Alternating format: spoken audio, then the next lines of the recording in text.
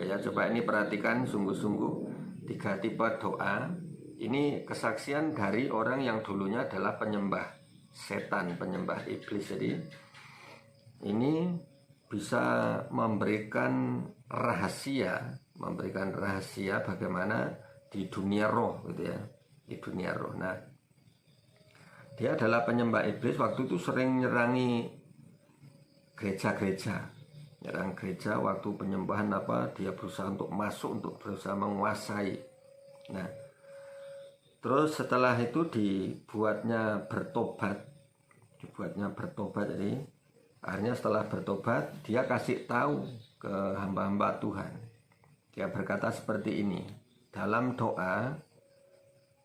Dia melihat bahwa kalau iblis ini mencari kekuatannya itu seperti ini. Ini coba kita ini buka rahasia juga di dunia roh.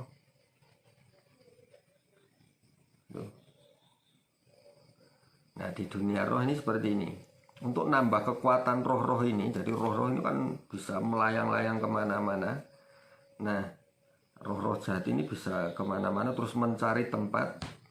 Terus di mana ada orang yang memberikan sesaji, entah itu di gunung, di laut, di bawah pohon ya kan, dia akan turun ke situ. Nah, begitu turun, dia mengisap itunya, nah dia akan tambah energinya. Nah, di mana ada orang yang memberikan sesajen itu kan sama dengan penyembahan. Nah, jadi sama dengan kita, sama dengan di dunia roh secara Kristen ini kan, di mana kita sering menyembah, di mana kita sering berhubungan dengan Tuhan, maka kekuatannya akan bertambah, kuasanya akan bertambah, gitu ya. Jadi banyak doa, banyak berkat, banyak kuasa yang dimiliki, urapannya akan bertambah. Nah, terus dia cerita tentang 3 tipe doa ini. Ada doa yang pertama yang dia lihat orang Kristen yang berdoa, ini cuma seperti asap yang sebentar keluar gitu. Nah, terus nggak sampai ke atas, itu tiba-tiba balik lagi. Karena dilihatnya di langit ini seperti awan yang begitu pekat gitu, tapi sampai mengeras seperti seperti karang katanya, seperti karang. Jadi untuk nembus itu nggak cukup dengan doa yang sebatas menjadi asap saja, cuma kembali lagi. Nah, dia bilang itu pertama tipe doa orang Kristen tetapi yang masih berdosa katanya, masih hidup dalam dosa, nggak nembus. Terus yang kedua, nah ini ada doa orang yang berdoa terus dilihatnya awan yang asap putih gitu. Nah, terus mulai keluar percikan api, terus itu sudah mulai naik tetapi turun lagi juga. Nah, itu tipe orang yang sudah disucikan, dikuduskan, cuma kurang bersungguh-sungguh. Karena sudah keluar percikan api tapi berhenti sampai di situ. Jadi sampai kadang-kadang kita ini mendapatkan karunia cuma sekedar pokoknya sudah bisa bahasa roh, bisa ini, berhenti gitu. Nah, tipe yang ketiga ini yang lebih dahsyat. Jadi waktu dia berdoa, ini ada asap yang begitu kuat, terus sudah mulai muncul percikan-percikan api, terus bahkan sampai menyala, dan akhirnya asap ini sangat panas sampai bisa nembus langit-langit yang awan-awannya itu seperti batu karang, itu ya, saking kerasnya itu bisa nembus, jadi sampai berlubang itu, Nah, jadi kalau orang yang tipe doanya seperti ini, dimanapun selalu diikuti oleh lubang itu. Jadi, lubang itu akan, jadi dimana dia berada, langit itu selalu tembus gitu. Jadi berdoa dimanapun, kapanpun, itu selalu bisa nembus. Nah, tinggal kita ini rahasianya harus tahu, ya kan? Terus bagaimana kita berdoa kalau masih dihalangi dosa, ya kita bertobat. Karena di firman Tuhan, kalau nggak salah itu di Yesaya yang berkata, tanganku tidak kurang panjang untuk menolong, dan telingaku tidak kurang tajam untuk mendengar. Tetapi kesalahanmu itu yang menghambat, ya, yang baik, semua yang baik daripadaku. Jadi kesalahanmu itu yang menghambat. Nah, itu yang doa tadi, yang seperti asap cuma sebentar naik langsung turun lagi. Nah, terus yang kedua, yang sudah keluar percikan api cuma nggak sampai nembus. Nah, dia kurang bersungguh-sungguh. Nah, jadi kita harus bersungguh-sungguh, lebih sungguh lagi, sampai benar-benar menjadi nyala api gitu. Nah, ini. Nah, setelah yang ketiga itu menjadi nyala api. Nah, ini itu yang disebut tingkap langit tadi, terbuka dimanapun dia berdoa, dia mana dia berada itu tembus, itu bolong. Makanya berkat Tuhan, urapan Tuhan, kuasa Tuhan akan terjadi dimanapun dia berada. Oke ya, ini. Jadi untuk berdoa yang ada kuasa, ini penting kita belajar. Ini. Kita belajar untuk memiliki doa yang simple tapi penuh kuasa. Oke. Ya, saya kira udah ngerti ya sekarang. Hanya sepertinya biasa, sederhana, tapi ada kuasa yang nyata. Orang sakit sembuh, gitu kan? Ada pelepasan gitu. Nah, kemarin malam itu kan datang 2 orang, bapak-bapak sama anaknya itu. Dia sakit pinggangnya. Nah, dia sakit pinggang, terus nggak lama kita doa cuma sebentar sembuh gitu, langsung sembuh. Dan dia ngomong, wah udah enakan Pak, ya sudah selesai gitu. Nah, terus istrinya dulu ini diajak ngomong susah, jadi cuma pokoknya aneh, gelagatnya aneh ketika saya datang ke rumahnya ini. Tapi setelah kita berdoa, dan ini bukan orang Kristen ini, setelah kita doakan, dulunya itu kan sering pusing, selalu ngeluh, wah kepala saya pening, pusing gitu. Tapi sekarang udah sembuh, dan diajak ngobrol sudah mulai lancar. Ya, ini puji Tuhan. Jadi ada kuasa dengan doa yang sederhana tapi penuh kuasa. Ya, ini yang perlu kita belajar dan kita praktekkan, bukan cuma teori. Kita harus praktek. Nah, bagaimana caranya? Nah, ini kita harus yakin dulu apa yang kita katakan itu terjadi. Seperti yang firman Tuhan katakan kepada Petrus, ya, waktu Tuhan Yesus tanya kepada murid-muridnya itu kan, menurut kata orang siapakah aku ini?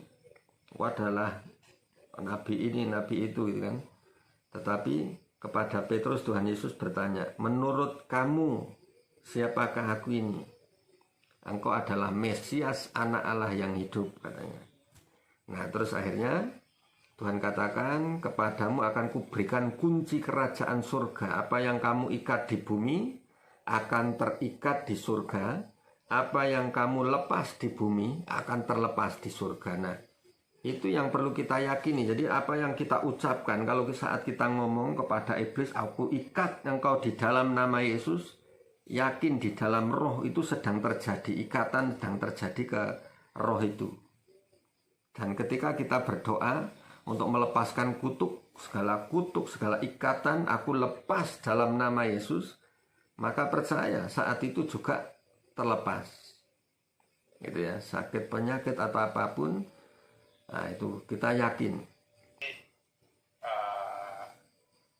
Intinya begini, ada beberapa tamu itu datang ke rumah, Ya. kan, itu mau berobat, tetapi bapak itu nggak mau masuk ke kamar untuk menyembuhkan orang-orang tersebut, itu nggak mau. Karena kamar depan itu yang untuk praktek itu kotor itu loh. Iya. Nah, habis kan bapak itu kan keluar kan, terus melihat saya. Nah, saya tahu itu saya bersihkan, saya saya gelutin gitu kan. Terus bapak itu senang gitu. Cuma dia keluar melihat sawah gitu. Nah, ada sawahnya itu, saya kan nggak nanam padi sama baik. Sawahnya itu padinya udah kuning semua gitu kan. Oh, iya. Kayak siap untuk. Nah, setelah itu kan saya tunggu-tunggu kalau seumpamanya dia pulang untuk nemui orang yang berobat tadi. Itu padahal ini kan sudah bersih semua ruang pasiennya itu. Gitu. Nah, itu artinya apa, Om? Terima kasih. Oke, ya. Jadi kalau orang berobat kan artinya banyak orang yang sebenarnya di sekitar Mas Kris ini membutuhkan Tuhan, membutuhkan pertolongan Tuhan. Banyak orang sakit, ya sakit itu yang bukan cuma kelihatan secara fisik ya kan. Sakitnya hati, sakit apa bisa kan. Nah ini perlu, nah cuma untuk menangani itu, nah itu gambarannya kan Bapak waktu itu kan, jadi Bapak Mortejo. Nah, jadi tempatnya kotor, tempat kotor. Jadi untuk dipakai Tuhan itu memang harus dibersihkan, dikuduskan. Nah, ini bisa berbicara tentang hati kita, bisa kehidupan kita, tetapi bisa juga memang rumah di mana tempat tinggalnya Mas Kris ini memang harus dibersihkan supaya menjadi tempat untuk pengobatan. Nah, maksudnya tempat untuk menjangkau jiwa-jiwa, karena yang di depan tadi kan kelihatan ada sawah yang sudah menguning itu, siap panen. Ya, artinya jiwa-jiwa. Nah, jadi kalau penglihatan-penglihatannya sudah seperti ini, berarti Mas Kris ini mulai arahnya dipakai ke jiwa-jiwa. Nah, itu. Ini ke soal kesembuhan, soal keselamatan seperti itu. Oke ya. Mungkin yang lain? Ada Pak? Ya, Pak Markus, ada Pak Markus?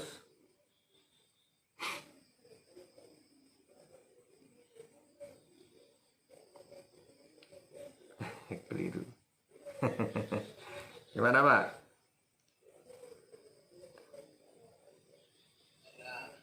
Ada Pak. Waktu itu yang masalah dari sawah, saya sekarang jadi RT Pak. Oh, jadi RT. Oke Pak RT. Wah, Pak Markus. Syukuran ini. Lu syukuran ini. Oke. Ya, tergenapi ya berarti ya. Apa yang dimimpikan tergenapi ternyata. Oke, gimana Bu Nyoman? Ada sesuatu?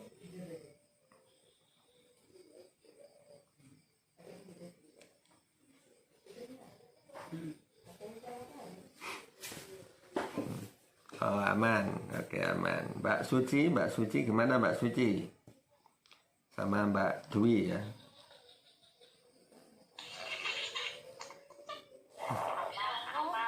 Ya, gimana? Aman.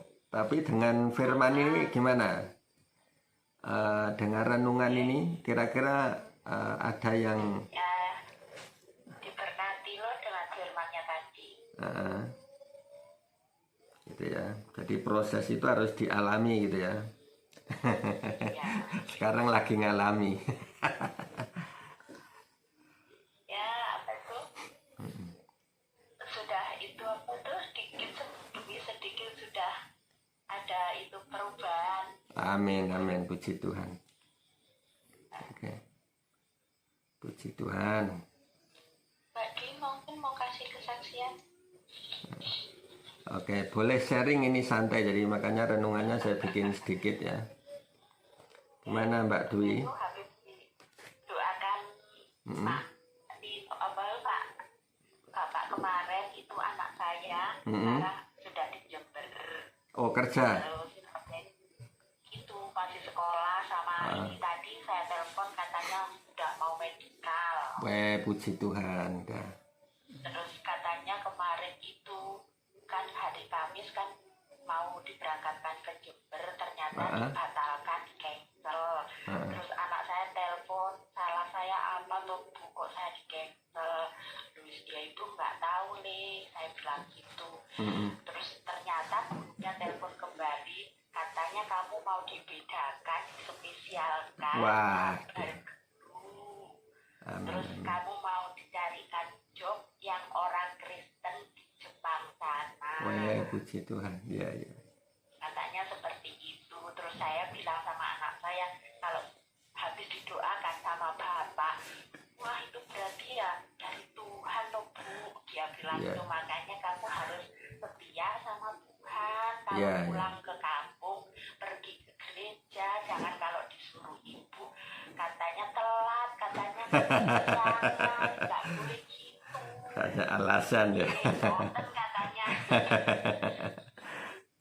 Kalau sekarang itu apa itu tadi, kalau apa-apa ya suruh saya doa, mau pergi kemana saya suruh doa, apa saya suruh doa, minta sama Tuhan.